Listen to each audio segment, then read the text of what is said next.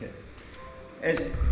Who is doing UHTM in any way or form or shape? Okay. Kyle? What, racing it or actually volunteering? Racing it first? Who's racing it? Okay. Well, completing Well, it. Racing is a strong word. Racing is a strong word, yeah. Including the 10K, yeah, the 10K walk as well. Participating rather than racing. Participation. That's the right word. Thank you. Yes, who's participating? You doing the 42? Are you? He's doing the 42, yeah? I just want to announce this. Everybody mentions doing the 42. I'm doing the 42. Please help. David, what are you doing? I'm the silent. So the 10K then? No. At least After tomorrow's reparking, we'll make a decision. Okay, alright. 42 it is. I agree. Are you guys doing the 10? Yeah. Okay, alright. Is there anybody here that would like to do the 10K walk, which is on the Friday? So it's very doable for anybody who wants to do it. Please come and chat to us afterwards. You're going to do 21 on the side. Okay, 42, 21. Alrighty guys, thank you very much. And then obviously the volunteering, thank you. Right, go for it. Okay, so as you know, I mean, our race is a community-based race. It's about opening up the trails, and our aspiration is to make this an iconic race. It's a race that people will come to and go, that was something completely different, it was completely challenging, it was something I want to come back, you know, and they rave about it. So that's our aspiration. I'll cover our values shortly. In fact, shortly it would be even the next slide. So we've got 3 values, and I want to talk to you because the showcase is about exposing the trails to people. I mean, I started trail running quite late compared to road running, but I've lived in this area for 22 years. I only started running some of these trails when I met this crazy bunch of people. I didn't even know some of them existed. And there's a lot of people, we still find it amazing after 3 years, and people go, the trails, how do you get a marathon of trails in this area? So it's about showcasing those trails. Obviously the nice bit about it is that we set up the routes on routes that aren't always available. So it's a race day type event. Support our partners. So we not officially registered, but we run this as an NPO, as a non-profit. Any proceeds from this, we split out and go back to our trail partners so that they can maintain their trails and keep the trails running and open for people, everybody. Businesses, we also try and partner with businesses that are local. They're in our area, they're part of our community, they're in Durban, they're connected to us. So that's the support side of it. And then the last one is sustain. So this also talks to the proceeds of, we're trying to create sustainability not only in the areas but also in the event. So everything we do, we try and make sure that this will be at a sustainable event, because in the long term we want to sustain the trail. That's the team, people with the red hats, and the missing person is Brian on the right. If any of you haven't met him, he was part of the original founding team. Year one, after year one, they moved to New Zealand, but he said no, he still wants to stay involved. So he's our online buddy, and he does lots of the sort of race entry queries. You would have got your email from Brian. Yeah. He's doing our newsletters and all of that stuff for us. Okay, so Point. This is the first slide. Okay. So our title sponsor is Point. Point Marketing Group, is that the full name? Yeah. Just Point. Point does quite a lot of things. We're really, really grateful for getting them on board last year. I think last year it helped us actually step up. It was only our second year, but I think it managed to help us step up as to what we could do. And you know, Durban can be quite a challenge with these strategic, positive, visionary approach to this. Because I'm a lunatic. I'm trying to be polite. It's a very that's well articulated. You thought about that? He joins us at the meeting and goes, so why don't we try this? And we're all like, Durban, trying to find this.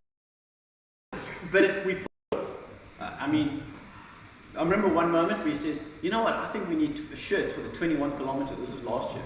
But we were like, I don't know, 5 weeks away from the event. We hadn't got sizes, nothing. The pushback I got was epic. Yeah. But that vision got us 21K shirts, which were a they were just a gem with the entrance and the runners. And they were actually gem. People came to us and said, can I buy these shirts? So, yeah. Thank you for your involvement and your group's involvement in your team. It's really made a difference. Point is not just a Durban company. They're across South Africa. They're in other countries. I've always struggled to articulate. Can I jump? Yes. Yeah, by all means. Does anybody care? So, Yes. to introduce you, this is Dermot. He is the CEO of Point. Because we want to know what you do. Do you care?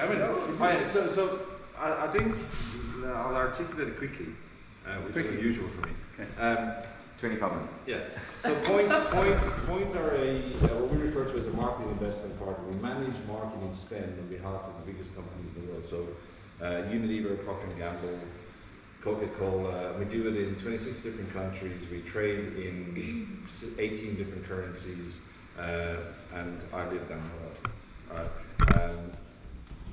I wasn't a trail runner. I'm still kind of not, but sometimes I am. Same as Grant. I wasn't a trail runner until I bumped into Stuart. So I always say that I met Stuart drinking and now we run together. So I bumped into him in the pub.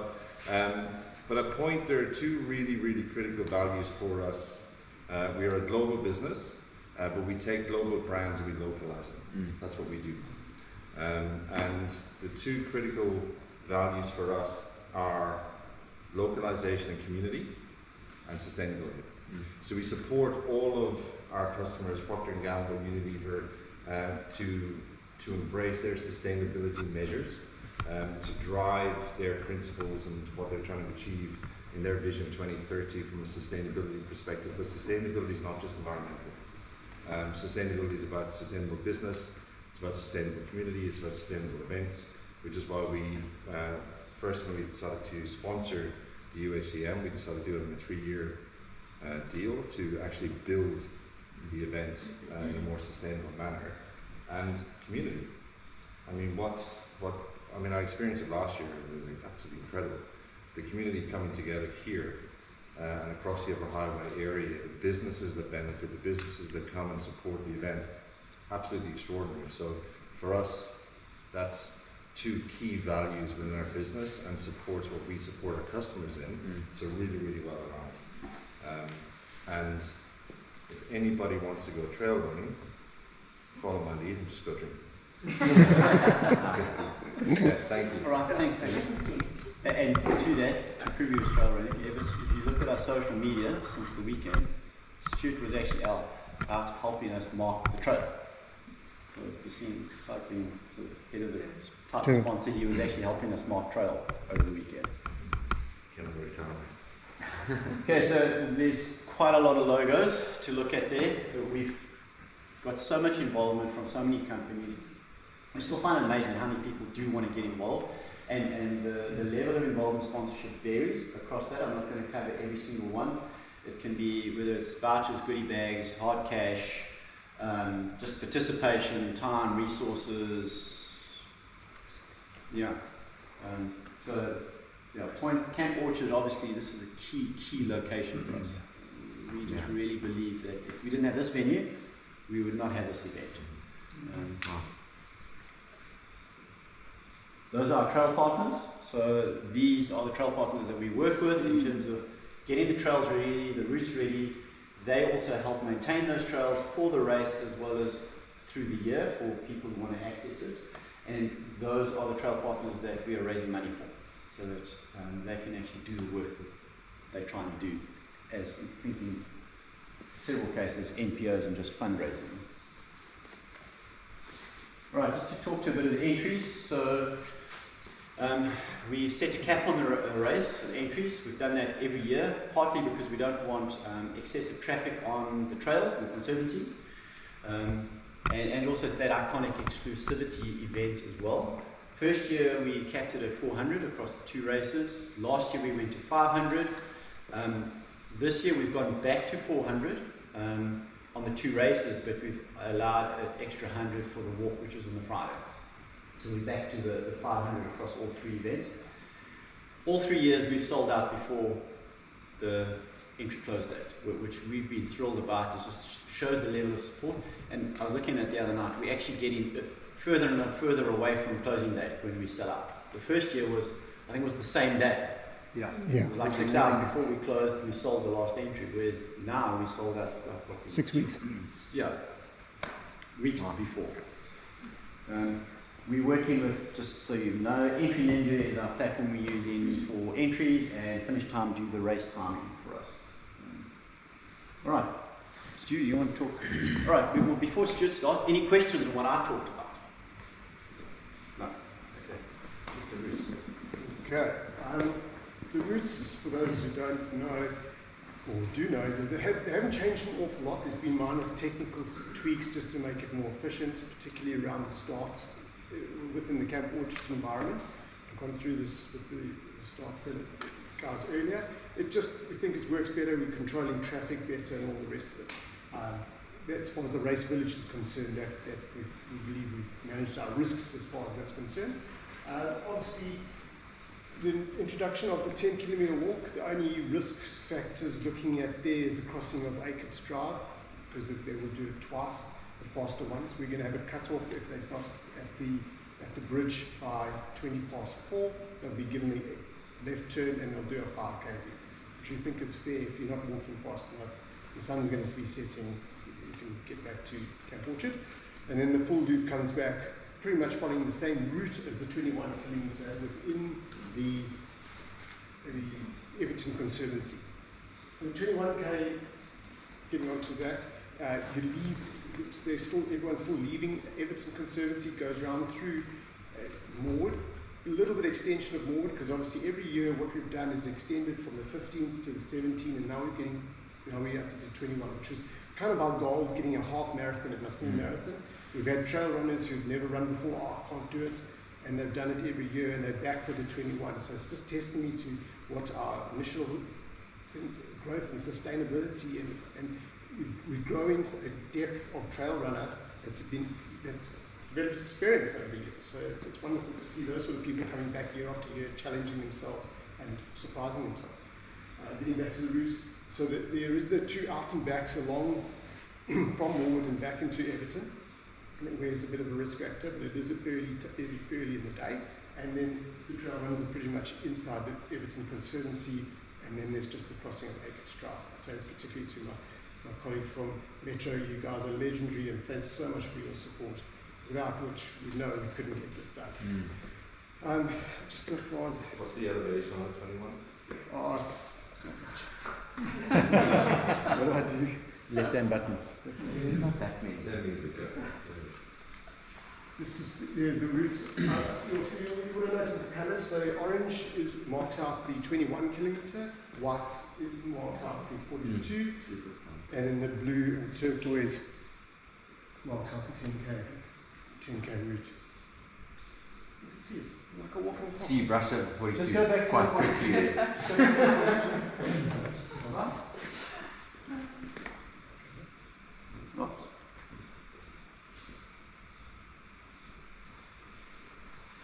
put my glasses on.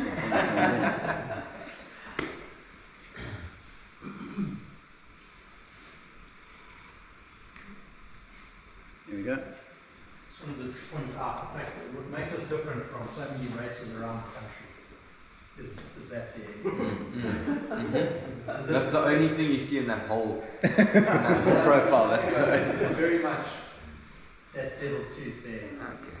And I think that's what makes us different from any other trail race around the country, is that everyone else is mountains, and we've got this exceptional valley. It makes us unique from everything else. Any top tips to get through that? 32 k's, don't push yourself to that point. There's a part down the road, you see down the M30, down here. Yeah. Don't think you're glory. Okay. You're on a downhill for First 10 half takes k's. it easy. I was going to say, so innovation. So this projection for the first time. That's beautiful. You're going to think you're a legend. Yeah. Super excited. Then things get hot, nasty, quick. Real quick. I enjoyed a It story gets from... technical and it gets steep very, very quickly. Cool. I enjoyed a story from a guy around the first year. He's quite, we all know him from our local trail community.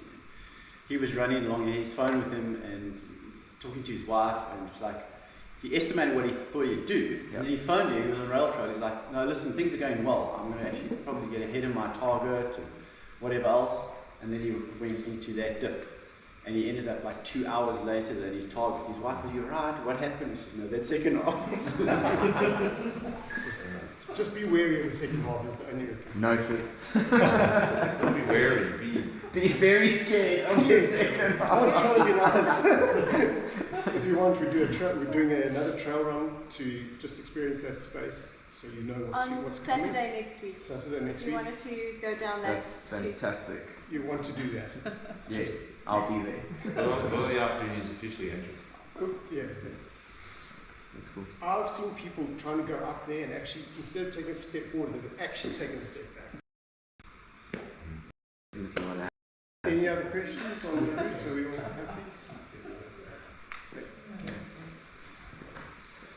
Okay, volunteers marshalling. So unlike a lot of other races, we don't have a club to draw on, so we just draw on public, people, community. Yeah, so all the marshalling, all the race village, it's people who help us. And a lot of conservancies and trail partners help us as well. If you do know people who want to sign up and help, please send them to the UHTM website, and there's a link there that they can go and fill in a form to come help out. Very briefly, I'm not going to go through the detail. These are basically the road crossings. Our marshalling is basically for the road sections between trails or crossings. The rest of it's marked. And these are basically the road crossings to varying degrees of quiet to busy sections. The 10K doesn't go, other than the Ackett's Bridge, doesn't go over anything else. Race Village. Marissa, do you want to talk to some of the Race Village? Who's got your lights then? It's a topic of discussion. We shall have them again this year. Hey, Stuart. Yes, yeah. So those of you who were here, I would imagine all of you were here last year. The Race Village is such a lovely vibe where the runners and the supporters and the families and everybody comes together and just enjoys the day. Things are changing a bit this year in terms of setup. I think Grant mentioned that the start and finish arch will actually be in the main area on that side. Those of you who are familiar with Camp Orchards have been here. It's where the swings are, the kids are playing, etc. in this little place. So we're going to push everything out towards this area just to again create a bit more of a vibe. Because the first year, the start and finish arch was in this little alleyway and you couldn't really see the runners coming in. There was a logistical nightmare, etc. Last year it was at the back there, which was fine, but it kind of separated the supporters from the runners, etc. So this year we're just bringing everything together and putting everyone that side, including the vendors, food, drinks, you name it, people selling all sorts of things. We will have registration in here as we do every year because it just keeps it nice and flowing. We'll have a live entertainment. It's not a band this year, but entertainment. The 10K vibe will be going, people will be coming and going as well, and their supporters will be. So it's going to be such a nice vibe. So please, by all means, even though you are here to help and carry this baton with us in this amazing organisation and race, bring your families, tell people about it, and come have a great time. Are there any specifics that is important to mention? No, not really. So from a sort of logistics point of view, we're going to have, registration is going to be here, but during the day we're going to have people here that can field queries from supporters. You know, if they want to like, well, where's my runner? Hopefully we can track them because we've got a couple of points on the route where they'll go past receivers and we'll be able to know they passed those points. And then obviously emergency response is going to be based here as well. So if a runner gets collected out there, unless it's a really bad situation, they brought them back here. So I suppose those are the key things to mention. Just another thing, there's a reason why we wear red caps. It's to be visible on the day. So if there's ever any emergency, any question or anything coming up, just look for anybody with a red cap and come and tell us what's going on, okay, or if we need your help. A thing that has also changed this year is the runners will now come in, we will have the start and finish on that side, and they will go out and in back. It's Yeah, same it's where way in and where out. the chapel is at the back there. Correct, yeah. Those again who are familiar with Camp Orchard setup, it's on that side of the building, okay? And they'll go through a little gate section, and then it just makes it easier for us to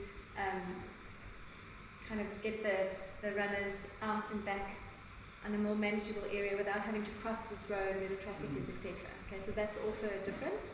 So and one other thing to mention, just so you know, the parking is also different this year. So previously we've parked in this area here. They're now open that far corner field for us, for the parking for supporters and runners, which is actually really nice because we're going to separate the runners and the cars quite well now, because they're coming in the back there with parking all the way down there. In terms of helicopter access, we'll chat to you, it will be the same as last year if we need to do anything. will you need potentially and hypothetically helicopter access? Always. Always, okay. So we'll Only just crazy people run 42. If you've got 200 people running 42, I'm going to keep my helicopter busy all day flying people up and down. But just craziness.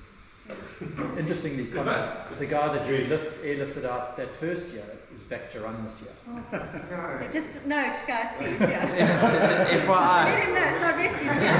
Also, by the way, the guy who had to get dragged out and Yeah. with the speakers, and then Yeah. he came back and he's also entered again this year. I think I had the guy who went missing and ended up at the pub. No, he's not. He's still at the pub. Just proves the point that only crazy people run 42 kilometers. Guys, just so that those who don't know, Conrad is in charge of a wonderful business organisation called Start Rescue, and he's now branched off to do his own thing as well. So it's not Netcare this year anymore. It is Redline. It's exactly the same in terms of its punch and dynamics. It's just his own brand. So we're very grateful for you and your entire team that will help us this year. Again, thank you. Hopefully there will be no airlifting, just joyrides, really. Just take the team for a bit of a flip. Yeah. Alright. Yeah, exactly. Alrighty. Are there any questions regarding the race footage? Yes. Pardon? How many marshals? Oh, shush, that's a good question. Grant is in charge of the marshals. Really good question. And it's good to tie this in with how many we may need from Metro, etc. Yes, thank you. So,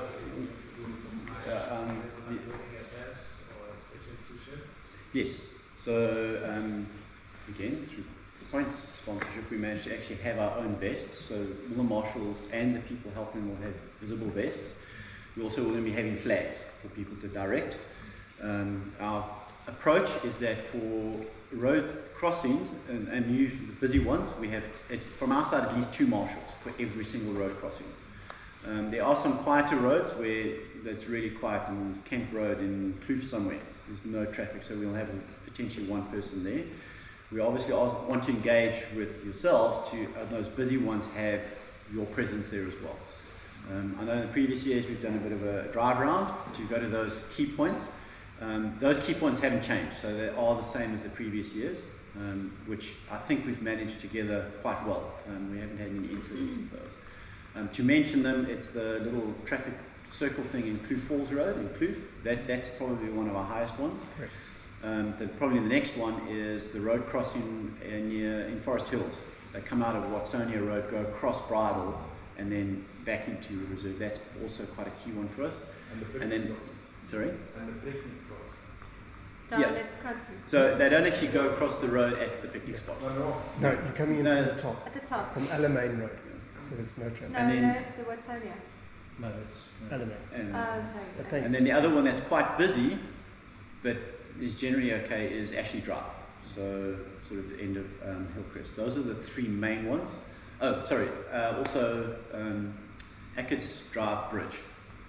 That I'm less concerned about because we've got Everton, they're helping us with marshals. We've got a water table there, and obviously we'll have you guys there. And traffic goes slowly there, so that's not high speed. Yeah, sorry. Yeah. And it's a 1-lane bridge, so people do have to slow down. So those are the 4 main areas. Any other questions about the marshals? And we'll do a drive with your team perhaps a week before. Yes, we have discussed Arrange that. that. Yeah. We have 3 marshals at Apex Group. Yeah, that's brilliant. And we look for 3 there because of the fact that the runners are actually going across the bridge as well to get to the other side, because there's 2 trails that come down there. Alright, in terms of starts and finishes, these are the 42 starts at 5:30, 21 at 6. The expected winner is here just before 10. Cut-off for the race is 3:30, so everybody's going to finish by 3:30, where it's 42 or 21. We're expecting last finishes on the 21 to probably be here about 1:30, but they've got all day to do it if they want. There is a cut-off at the picnic site in Kranskloof at 9:30 for the 42. So if they don't get to that point by 9:30, then they're in a bus at the picnic site and we bring them back to Camp Orchard, which we have not had happen in the last 2 years so far. That's the easy part. Mm-hmm. Yeah. So 10K starts at 3. I think actually the next slide is 10K starts at 3. We want everybody back by 6:30. The sign officially goes down at 6:45. So we said we're going to actually implement a cut-off as well, just after 4 at Ackerts. So they'll go from here to Ackerts, they do a big loop, they come back across Ackerts. We say if you don't get to Ackerts the first time, by just after 4, we're going to tell you to just turn around and then you do a 5K to make sure you're back here safe. In terms of safety, we've got to have sweepers on all the courses. So there's people who will stay with the last runner and make sure that they get through the course. And just something else to add to that 10K is that we are expecting a couple of people that might think, well, I can jog it. So there will be a couple of runners. You might find that will come through early. We also, the 10K is something that a lot of people won't train for. So just from, Conrad, from your point of view, this might be a tricky little event, and that there might be some people that underestimate what they are in for. And I didn't look at you on purpose. But yeah, we are going to be quite cautious around this 10K and make sure that everybody's briefed properly, they know exactly what they're doing, and yeah, we just manage it carefully. I think, we realise that, for the 21 and 42, you've got people who've been on trails before. Maybe they've only done 7 or 8, but they've been on trails, they've been to trail races, they understand the marking. Whereas with the 10K, we may just have people who go like, oh, I amble 5Ks once in a while somewhere. Oh, I'm going to go and do the 10Ks. They've never been to a race, they don't understand the marking. There's still some terrain on this. So we're quite well aware of that we want to make sure the marking is extra good on the 10. I think you're going to find a lot of people running this. Yeah. Yes. Yeah. There will be. And it's especially since I think some people. Yeah, but I think that for those where the 21 is aspirational for this year, but they wanted and even if it was the 17 last year, I think like 10 is achievable. I think they'll want to experience the event, they want to do it and build for next year. I think you'd be surprised how many people are there. I actually think that, we think that we've had low entries because it's on a Friday afternoon. Yes. There's a lot of people who can't make it because of work. If we had it more accessible in terms of time, I think we could have had even a bigger entry field. Okay, so that's... how far is it from the start to Ackerts Bridge? It's 3.2 or 3.1 kilometers. So you can be going at whatever it is, 24 minutes per kilometer, which is really slow. It's like 3 k's an hour. Because you only got about an hour, is that right? Yes. No, an hour and a quarter. You've got an hour and a quarter to do 3 k's. Okay. Doesn't do much time. It's downhill. See, but that's actually to the point. The trick is that's downhill, and if you're walking at the slowest pace to make it back by 6:30, you've got to get there by 4:20. Coming back is all uphill, so you're not going to be going the same pace. So if you haven't made it by 4:20, the chances you're going to finish by 6:30 is actually unlikely. So. Why did I sign up for that? Didn't you hear? Crazies. You swept along. In terms of registration times, from 5 until 7 for the 42 and the 21, that's the Friday evening, and then from 2 until 3 early in the afternoon. We're also going to allow people to register before the races. on the morning. So starting from 4:30, people can come through late and get their goodies. Medical. I don't know if there's anything extra here that we haven't already spoken about. Good. Okay. Do we have courses this year? Yep. Oh, yeah. Mm. Okay. Need to give a heads up.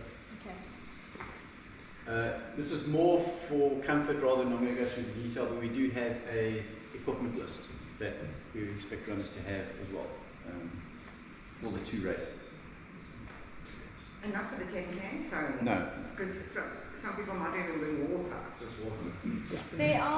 There will be an aid station or a water point at Acres Drive, and you'll cross it, you'll double cross it. So Okay, so that's the only water points. it's enough. There's rivers Yeah. all the way around. Yeah. And desperation, yeah. You have the same water point twice Okay, no, that's cool. within the 10K. The other thing is we will be sending out a race briefing email in advance, and I would actually suggest to some people that may be a little slower is to bring hydration with you, and maybe even carry a little torch on you, just in the event Correct. that you get stuck out there and it's gone dark. You know, we will have sweepers and get you off the course, but just in case, it's important to have that kind of thing. And a fire starting kit and Tent. Okay, goodie bag. Craig, I don't know if you want to have a go at this. yeah. So we've got we've got 500 goodie bags, beautiful bags. That, thanks to Reed Simpson. I know the name. And I mean, we were bags from year 1 that are still being used for shopping around Woolies and other places. Thanks to Stu, we've got 500 goodie bags, and our gentleman Calvin from Gilnockie is here. Gilnockie have actually providing a pair of socks to 400 of our entrants, Oh, well done, which is exceptional. And thank you very much. That's Calvin. awesome. And then there'll be a number of other items in there that relating to local businesses. We're still in the proceeds of getting a couple of other items into those bags, but if you know anyone that might want to contribute items, I know somebody. Yes, I can confirm today that Energade will contribute Energade drinks and Energade jellies, and Jungle Oats will contribute a nutrition bar. Oh, brilliant. And we're still waiting on a couple of things from our friends at Barron. okay. Can we confirm those programs? The one thing we've been very fortunate last year, we had a goodie bag that was like well worth the entry that they're paying, and then they're going to get and do a phenomenal race. And I think there's a bit of an expectation around that, but we already feel like we've got a really good goodie bag. Yeah. So everyone will get one of those, including our walkers, And the volunteers. and the volunteers even get something as well. So that's quite important. And we try to, well, we're still in the process of getting more things. We want that to be full. So we're going to talk to Super Time, to talk to local business that might want to add vouchers or anything related to their business. I mean, a lot of our runners are community people, they live here, and if they can benefit from anything that goes to the goodie bag, then we'll do that. And please, if you are connected with anybody that would like to contribute anything into the goodie bags for the benefit of their businesses or whatever, we would gladly accept it. Just let us know, okay? Yeah, and it doesn't necessarily need, we don't necessarily need 500. Yeah. If somebody wanted to sponsor a voucher to have dinner for 2 at a restaurant, you know, we can, those sort of things are also very welcome. Yeah. Great. Social media. Okay, so that's my side. Yes, it is. It's not on mine. So still tags on the course. Oh, those are the flags. Okay.